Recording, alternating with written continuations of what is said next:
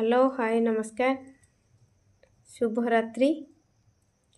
देखंतु आज रूपा कौन खाऊची खेचड़ी सहित डाली थाली करदब खाली। कौन लगुच किलो माँ खेचड़ी भल लगुच ना बापाली आसे आसे आसे दी भौणी आग खाईदियो कि तापर पुओ कथा जाऊँ बुझी।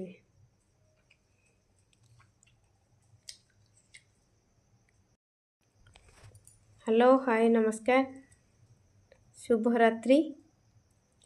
देखंतु आज रूपा कौन खाऊची खेचड़ी सहित डाली